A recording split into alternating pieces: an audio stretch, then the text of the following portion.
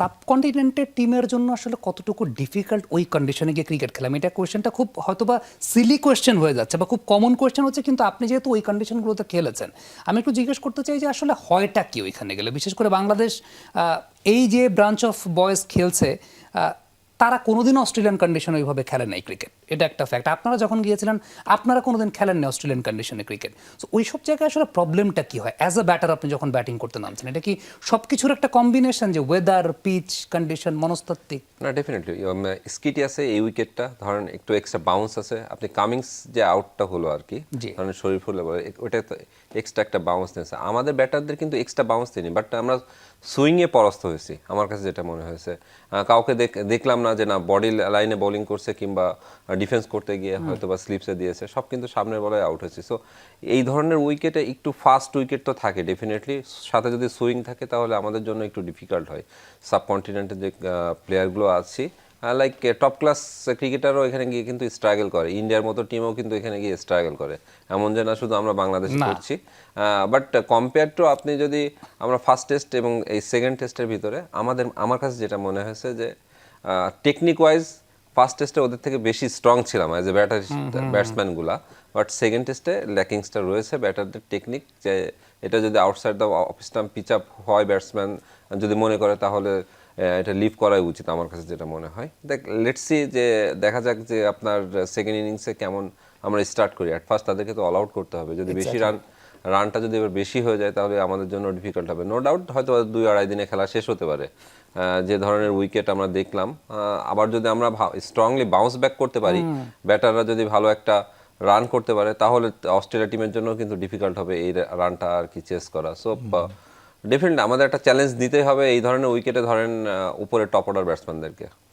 যেটা তুষার ভাই একটু আগে বলছিলেন যে এই রকম কন্ডিশনে গিয়ে কিন্তু শুধুমাত্র বাংলাদেশ না, অনেক বড় বড় টিমও স্ট্রাগল করে। আমাদের কাছে একটা তালিকা আছে রাহুল ভাই, গত 6 বছরে অস্ট্রেলিয়ার মাটিতে বেশ কয়েকটা লো স্কোরিং এনকাউন্টার হয়েছে।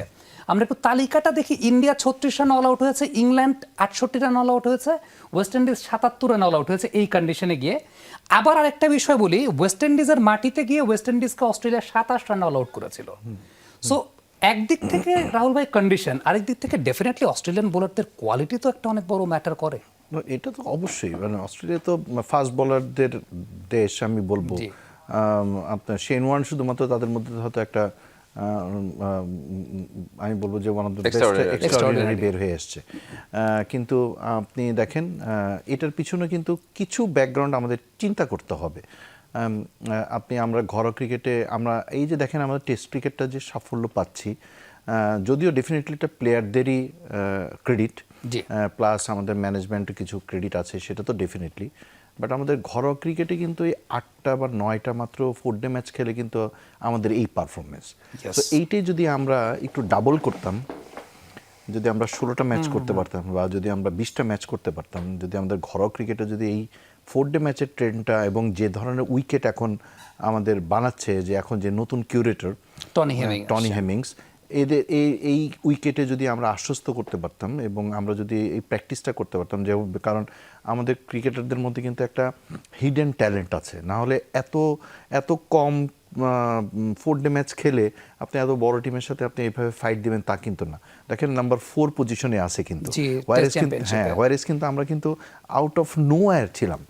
তো এটা আমরা কামব্যাকটা করছি কেন? Because it's all credit goes to the players. এখন আমরা প্লেয়াররা যে ধরনের কামব্যাক করছে, এটা হিডেন ট্যালেন্ট ছাড়া কিন্তু সম্ভব না।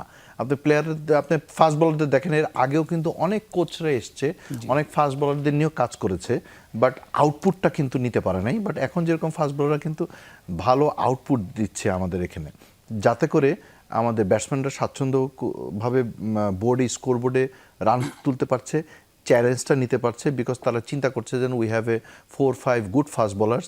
আপনি শরীফুলের কথাই চিন্তা করে দেখেন, আপনি বেস্ট 11-এ চান্স পায় না, বা অন্যরা কিন্তু হয়তো বেস্ট 11-এ আসে না, কিন্তু দেখেন আপনি যখনই সুযোগ পাচ্ছেন তখনই কিন্তু তার নামের বিচারে তার পারফরমেন্সটা কিন্তু প্রুফ করে যাচ্ছে।